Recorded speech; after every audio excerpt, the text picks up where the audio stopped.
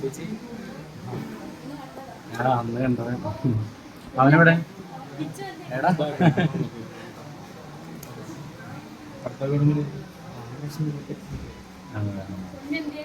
കുഞ്ഞിനെ സുഖമായിട്ടിരിക്കണം വീട്ടിലുണ്ട്.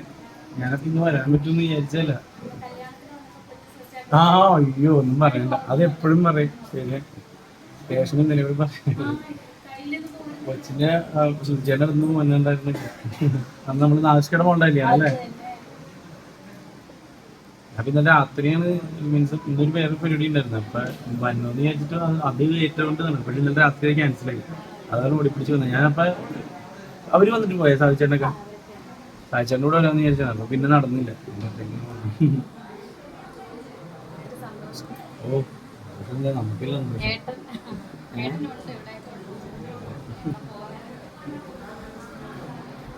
പോയാ